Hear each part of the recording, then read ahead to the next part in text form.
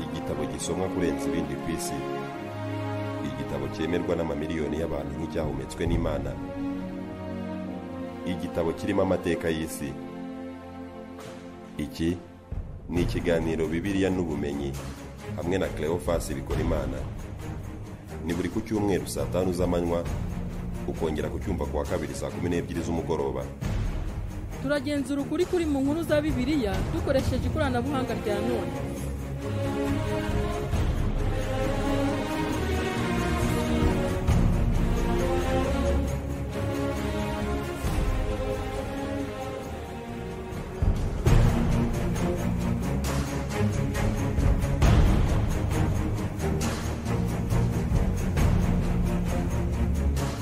Imwe mu nkuru itangaje iri muri kimwe mu bitabo 24 bigize isezerano rya kera ni inkuru y'irimbuka ry'imijyi ya Sodomu na Gomora, imijyi ya kera yari hafi y'inyanja y'umunyu, mer morte.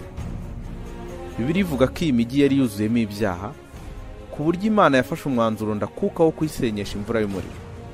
Rabbi Bradley Shevit Atson ni umwarimu muri kaminuza ya Kiyahudi muri Amerika. Une pluie de feu s'est abattue sur terre. Imvura y'umuriro yaguye ku isi, ikibaya cyose cyuzuyemo umuriro uvuye mu ijuru. Muri iyi nkuru Bibiliya ishaka kutubwira ibintu bitigeze bibaho. Cherche à nous dire qu'il s'agissait d'un événement encore jamais vu. Abashakashatsi benshi bahamya ko yari inkuru itarabayeho ko ari imimbano. Abo barimo na Robert Cagle, umuhanga mu byerekeranye n'amatongo ya kera wo muri kaminuza ya California iri Los Angeles. Iyi mvura y'umuriro ni ikimenyetso nakuka ko Imana ishobora kurimbura byose. Ariko ubushakashatsi bwa vuba buherutse gukorwa mu byerekeranye n'ubumenyi bw'ikirere ndetse n'amatongo ya kera bwerekana ko itwikwa rya Sodomu na Gomora birenze ku by'igitekerezo kitabayeho. Birashoboka koko byabayeho. Alan Bond ni umwe mu banditse igitabo cyiswe A Summary and Observation of the Coffer's Impact Event. Nous devons accepter la probabilité que la plupart des mythes tirent leur source de faits réels. Tugomba kwemera ko inkuru nyinshi za kera twumva inyinshi ziba zishingiye ku bintu byabayeho. Byibwira ko ibyerekeranye na Sodomu na Gomora bishobora kuba byaravuye mu bitekerezo cyangwa se bigashoboka kuba byarabayeho koko. Soit le récit d'événements s'étant réellement produit. Mu mwaka wa 2008 hashoboye gusobanurwa inyandiko iri ku rugero rwanditswe ku gice cya Sumeri ya kera ahagana mu mwaka wa 3400 mbere y'ivuka rya Yesu. Sumeri ya kera yahoze ahari igihugu cya Iraq.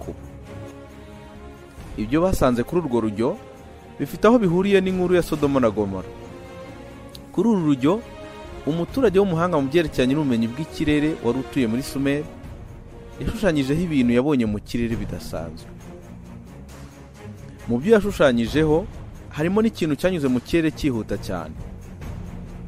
Ubutumwa bwanditse kuri urwo rujyo butanga ibisobanuro bihagije ku byerekeranye n'icyerekezo, umuvuduko ndetse n'ikintu cyanyuze mu kirere. Umuhanga Alan Bond nibyo akomeza asobanura. Dukurikije ibyanze kuri ruriya rujyo dutekereza ko ryari ibuye ryaturutse mu isanzure kandi ko ryari ibuye rinini cyane rifite umurambararo urenze kilometero 1. Niba koko amakuru yanditswe kuri urwo rujyo ari ukuri, ukugongana ku isi na ririya buye ubanza kwarasize kwangije byinshi. Imbaraga zo kugongana zikaze kurenza inshuro 100 ubukana bw'isasu cya kirimbuzi. Itekerezeho nawe. Ibimanyu byacu bishobora kuba byaranyanyagiye kugera ku birometero 100. Mark Hempsel ni umuhanga akaba n'umwanditsi w'ibitabo. Ibimanyu by'amabuye bivanze n'umukungugu n'umwotsi byatwikiriye uburasirazuba bwo hagati bigera mu majyaruguru ya Misiri ndetse no ku musozi wa Sinayi. Koko rero imvura y'umuriro yaguye mu gace kahozemo imijyi ya Sodomu na Gomora. Ese uru rujyo rwaba ruriho n'amakuru ajyanye n'ubuhanga bw'ikirere bwerekeranye n'isenyuka rya Sodomu na Gomora? Kugira ngo twumve neza iyi nkuru tugomba kongera kuyisoma nk'uko yanditse mu gitabo cy'intangiriro, igitabo cya mbere cya Bibiliya. Igice cya 18 cy'iki gitabo kivuga ukuntu Loti umugabo w'umukiranutsi ndetse n'umuryango we baje gutura mu mujyi wa Sodomu.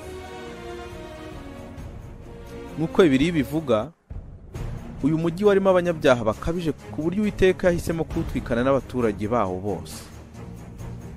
Umujinya w'Imana wanageze ku mijyi yari ituranye na Sodomu, ariyo Gomora, Sowari, Adama na Zeboyimu. Gusa Imana yahisemo gukiza Loti n'umuryango we. Imana yohereje i Sodomu abamarayika babiri bari bigize abantu bajye kuburira Loti ko uyu mujyi wenda gusema. Ku murongo wa 16 haravuga ngo, maze azaririye abo bagabo bafata ukuboko kwe n'uk'umugore we n'ay'abakobwa be bombi, Uwiteka amubabariye, baramusohora bamushyira inyuma y'uwo mudugudu. Loti yasabye ko yahungira izo wari mu mujyi muto wari uturanye na Sodomu. Abamarayika bamubwiye ko atagomba gukebuka ngo arebe inyuma. Bibiliya ivuga ko Loti n'umuryango we bavuye i Sodomu mu gitondo cya kare. Duhereye ku murongo wa 24. Maze Uwiteka agusha kuri Sodomu na Gomora amazuku n'umuriro bivuye ku Uwiteka mu ijuru. Naho ku murongo wa 25, atsemba iyo midugudu yose na cya kibaya cyose n'abayituyemo bose n'ibyameze ku butaka. Bibiliya ikomeza ivuga ko Loti n'umuryango we bihishe mu buvumo ku musozi wo mu mujyi wa Zowari. Nyuma yo gusenyuka kwa Sodomu na Gomora, nta gushidikanya ko Loti yatekerezaga ko we n'umuryango we ari bo bantu bonyine bari basigaye ku isi.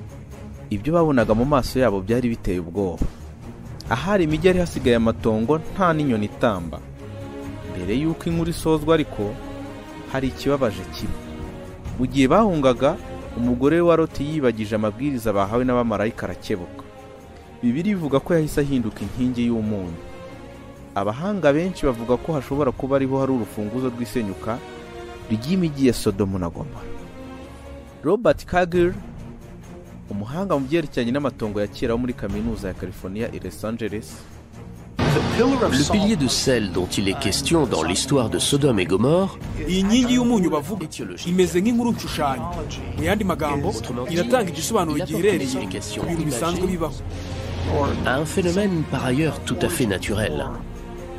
Izi nkuru nshushanyo zagiye zikoreshwa mu nkuru n'imigani ya kera ituruka ahantu hatandukanye. Uzasanga ari inkuru n'imigani bishaka gusobanura ibintu dusanzwe tubona nk'imisozi, impamvu ikirere ari ubururu n'ibindi. Mu Rwanda tuzi umugani wa Ngunda wahinze amabimba manini ariyo misozi. Ni inkuru bene izo. No kuri Mukaroti wahindutse inkingi y'umunyu nako niko bimeze. Iyi nkuru mbibutse ko yabereye hafi y'inyanja y'umunyu. Ni inyanja ifite ubuso bwa kilometero kare 810, iri hagati ya Isiraheli na Jordaniya.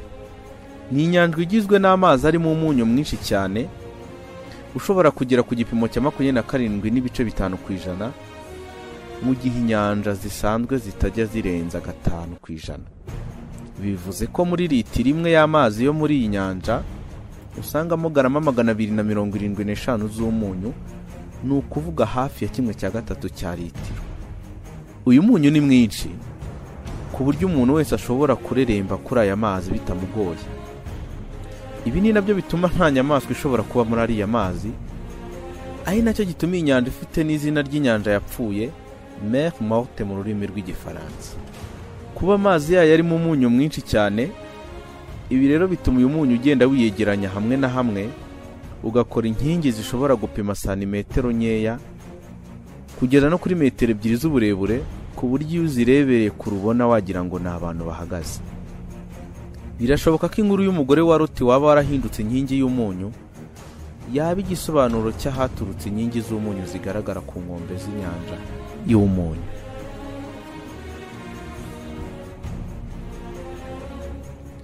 Tugaruke Sodomu.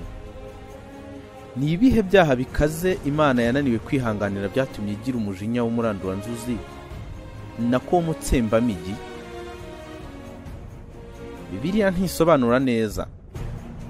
Ikizwi cyane nuko Loti w'umukiranutsi yavuye mu giturage akaza gutura mu mujyi w'abanyabyaha.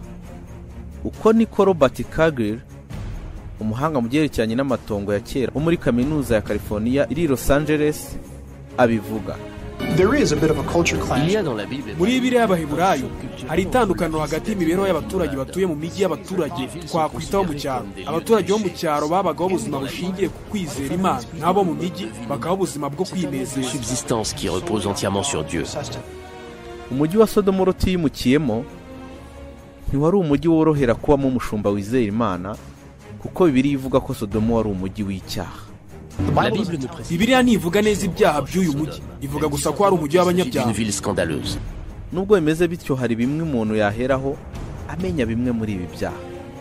Les chapitres 18 et 19 de la Genèse expliquent que ibice bya 18 na 19 by'itangira bivuga ukuntu mu mijyi ya Sodomu haje abagenzi b'igitsina gabo mu gihe bari bacumbitse. Abagabo muri uyu mujyi bashatse kugirana imibonano mpuzabitsina nabo. Ese icyaha cya Sodomu cyaba cyari ubutinganyi? Ibyo ari byo byose, byaba byo bitaba byo, ibinyejana byakurikiyeho byerekana ko ubutinganyi ari cyo cyaha Sodomu yazize, dore ko banabuhaye izina rivuye kuri uyu mujyi. Mu Gifaransa n'Icyongereza, imibonano mpuzabitsina ikoresheje ikibuno izwi ku ijambo rya sodomi ryavuye ku izina Sodomu. Gusa Bibiliya ntiyerura ngo ivuge ko ari cyo cyaha Sodomu yazize. Hari abandi bavuga ko ibibazo bya Sodomu bishobora kuba byari byoroshye kurenza ubutinganyi.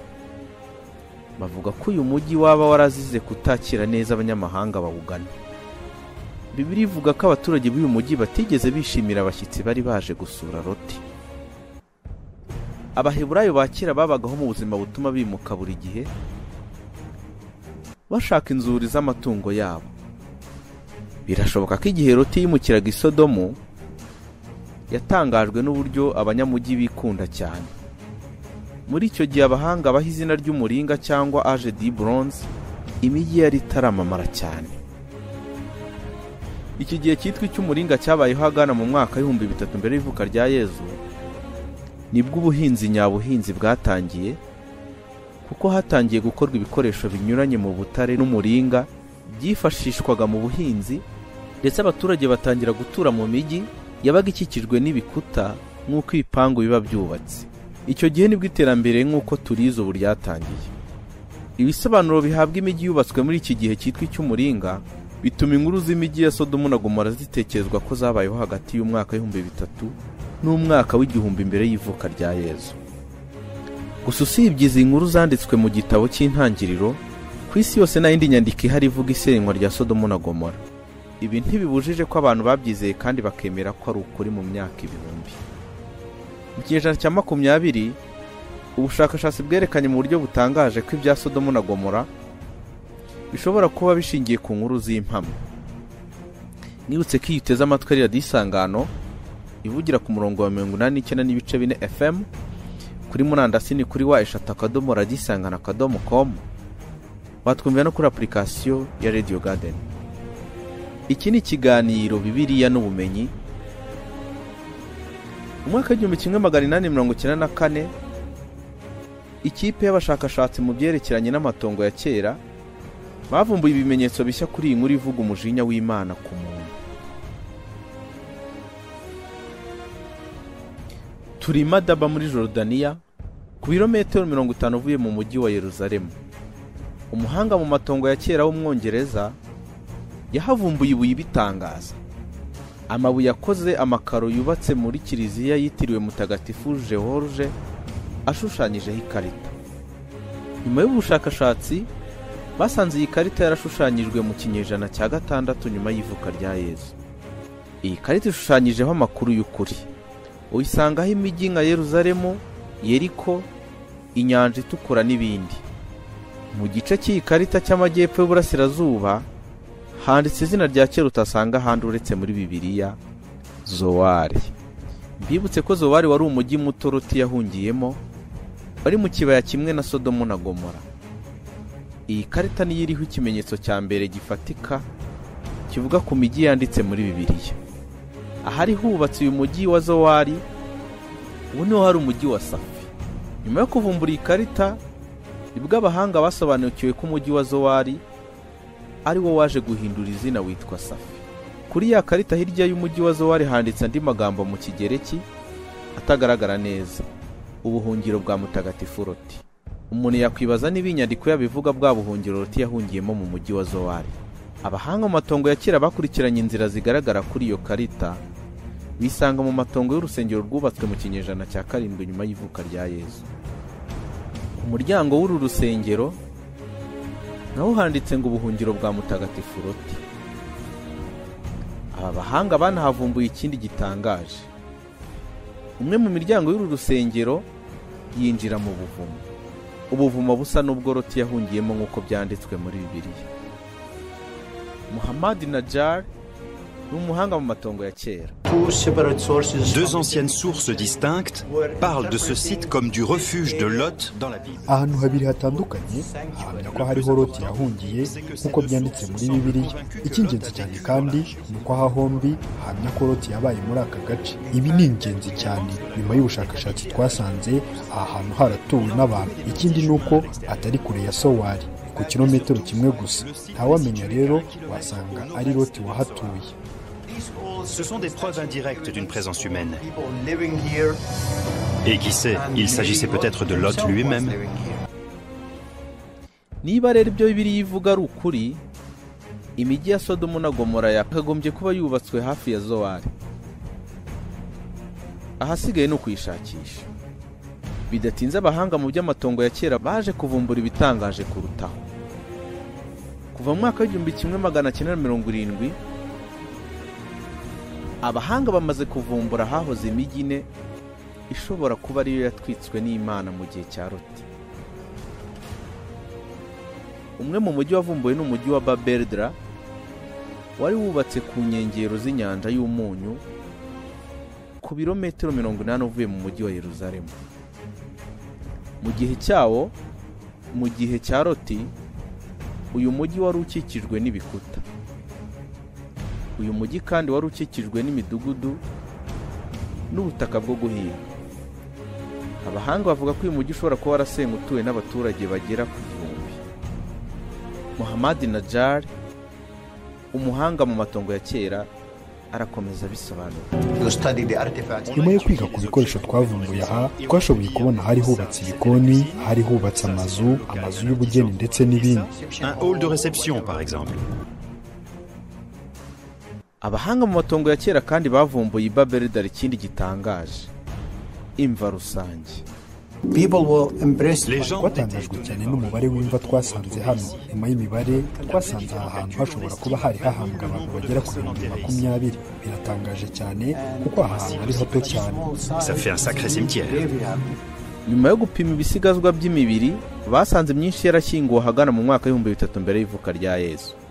Kubera umubare munini w'imirambo yashyinguwe aha, umuntu yahita atekereza icyago cyagwiriye uyu mujyi, mbese nk'icyago cyo ku bwa Loti. Mu bindi bimenyetso bigaragaza ko habayeho icyago ni ivu ryuzuye ahantu hose. Amakuru yavanywe mu bushakashatsi agaragaza ko abantu bavuye muri uyu mujyi gitaraganya. Ibi bigaragazwa n'uko ibikoresho byose byo mu ngo babisanze mu mwanya wabyo. Umujyi wa Babelidra urasa n'umujyi wa Sodomu uvugwa mu gitabo cy'intangiriro.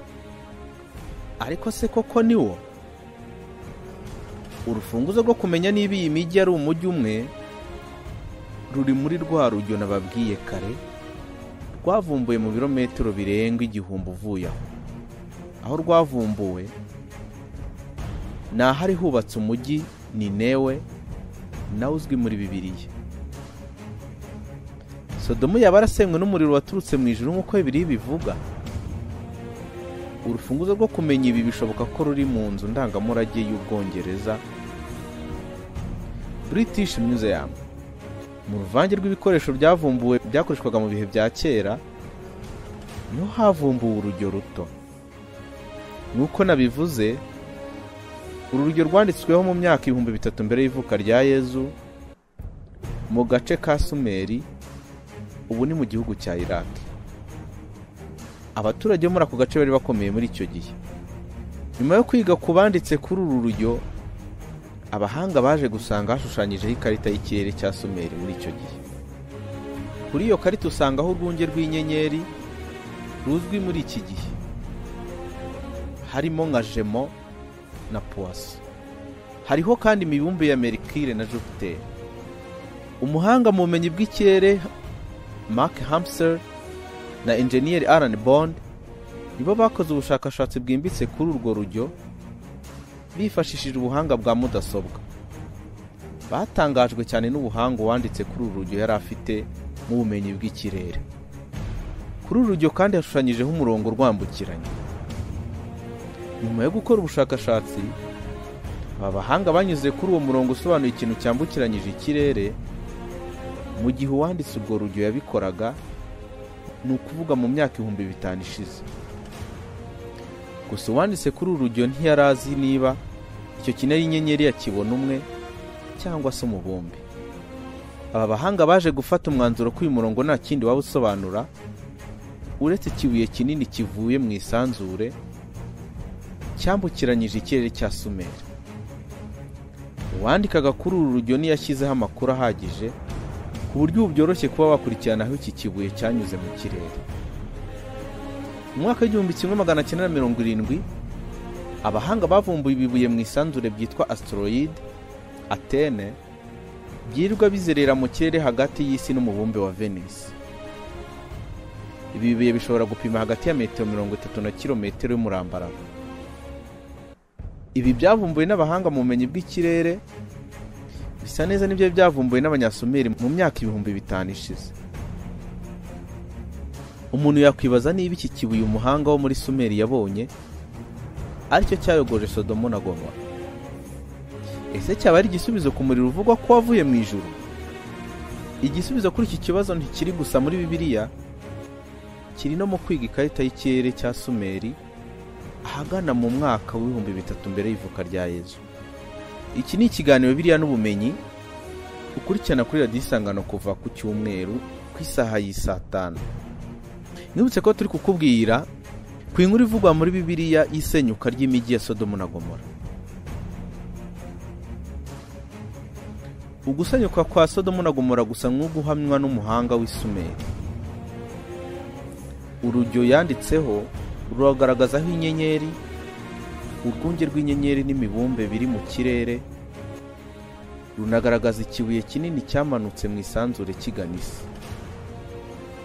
Bakoresheje ikoranabuhanga rya none, umuhanga mu bumenyi bw'ikirere Mark Hamster na enjeniyeri Alan Bond bashatse kumenya aho iki kibuye gishobora kuba cyaraguye. Basanze iki kibuye kitaraguye mu burasirazuba bwo hagati, ahubwo cyaba cyaraguye mu Burayi rwagati mu gihugu cya Autrichia. Icyakora bagiye aho cyakagombye kuba cyaraguye, bahasanga nta kimenyetso na kimwe kigaragaza ko aho hantu haba haraguye ikibuye karundura. Nyuma y'ubushakashatsi bwimbitse, basanze ko iki kibuye kitigeze kigongana n'isi, ahubwo ko cyasandariye mu kirere habura metero 100 ngo kigere ku isi. Ibi byanabayeho hejuru y'akarere ka Tungsten muri Siberia. Hari tariki 30 z'ukwezi kwa gatandatu mwaka 1908 ubwo ikibuye karundura cyari kigiye kugongana n'isi giturutse mu isanzure. Kibura gato ngo kigongane n'isi cyarashwanyaguritse kubera ubushyuhe, maze ibimanyu byacyo bitsemba ibintu byose ku ntera ingana na kilometero 50 z'umurambararo. Abahanga batekereza ko ari nako byagenze kuri kiriya kibuye, gusa cyo cyari kinini inshuro nibura 1000 kuruta cyaguye muri Siberia. Kimwe n'ibyabaye muri Siberia, Sodomu na Gomora naho hashobora kuba harumvise urusaku rw'ibiturika. Iki kibuye cyinjiriye mu kirere cy'isi hejuru y'Ubugiriki, gikomeza hejuru y'umugabane w'Uburayi cyaka umuriro, giturikira hejuru y'imisozi miremire muri Autriche. Uguturika kwabyaye amamiliyari y'amatoni y'ibitaka, ibibuye n'umukungugu byaka umuriro kandi biyihuta cyane. Ibi nibyo byanyanyagiye ku isi hose kugera no hejuru y'inyanja y'umunyu ku birometero 2500 uvuye aho ikibuye cyaturikiye. Aho ibimanyu byaguye hose hafashwe n'inkongi y'umuriro. Ikirenze kuri ibi bashoboye kwerekana itariki byabereyeho. Bifashishije amakuru yanditse kuri rwa rujyo ndetse na porogaramu za mudasobwa, basanze imijyi ya Sodomu na Gomora yaratwitswe tariki ya 29 z'ukwezi kwa gatandatu umwaka wa 3123 mbere y'ivuka rya Yesu.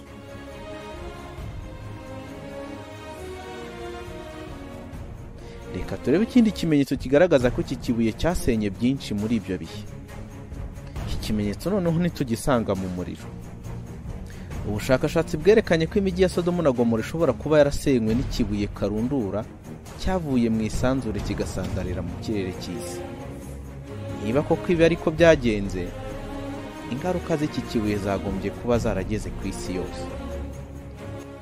Ibindi bimenyetso bimaze kuvumburwa byo ntibituruka ku muriro, ahubwo tubisanga mu rubura. Kaminuza ya leta ya Ohio muri Leta Zunze Ubumwe za Amerika ifite ishami rikomeye ryiga ku byerekeranye n'urubura. Ikipe y'abashakashatsi b'iyi kaminuza izenguruka isi yose yiga ku rubura rwa kera, cyane cyane mu bice bihora mu rubura. Iyi kipe yayoye urubura rwacukuye hasi mu butaka mu bihugu bya Peru, Tibet, Greenland na Atlantic. Aba bahanga bavumbuye ko ushobora kwiga amateka y'isi ikoresheje uru rubura, kuko urubura rubika umwuka wariho mu gihe runaka rwari ruhari. Kubera ko mu bihugu bikonja cyane urubura rutajya rushonga, uko ucukura hasi niko ushobora kubona urubura rwa kera, ku buryo ushobora kubona urubura rumaze imyaka ibihumbi. Mu rubura rumwe rwavanywe muri Siberiya basanzemo ibimera bimaze imyaka 5200.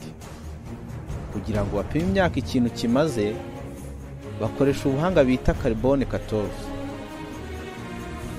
Abahanga bazengurutse isi yose basanga hagana mu mwaka wa 3000 mbere y'ivuka rya Yesu ubushyuhe bw'isi bwarahindutse cyane, bituma hamwe urubura rwiyongera, ahandi hacika ubutayu. Niba ujya wibaza aho ubutayu bwa Sahara bwaturutse, ni ahandi naha. Murasirazuba bwo hagati, ahantu hari uburumbuke naho hahindutse ubutayu. Aba bahanga bavuga ko ibyagize impinduka ku migabane yose. Ni iki gishobora guhindura ubushyuhe bw'isi yose? Iyo bapimishije ubuhanga bwa carbone 14, haba hashobora kubaho kwibeshya kw'imyaka 100. Ibi bivuze ko ririya hinduka ry'ubushyuhe bw'isi babonye ko ryabayeho hashize imyaka 5200. Mu by'ukuri ryabayeho hagana mu mwaka wa 3123 mbere y'ivuka rya Yesu, ari naho haturutse cya kibuye. Ibi bivuze ko icyasenye imijyi ya Sodomu na Gomora ari nacyo cyateye ubutayu bwa Sahara. Ni igitangaza. Mu gushakisha ukuri ku cyatwitse umujyi wa Sodomu na Gomora, twasomye Bibiliya. Twashakishije ku matongo ya kera, twashakishije ndetse no mu bumenyi bw'ikirere bwa kera. Ibimenyetso byose byatweretse ko imijyi ya Sodomu na Gomora yabayeho, kandi ko yasenywe n'umuriro waturutse mu kirere. Iki ni ikiganiro Bibiliya n'ubuhanga. Njyewe ndi Cleophas Bikorimana. Tuzasubira ubutaha.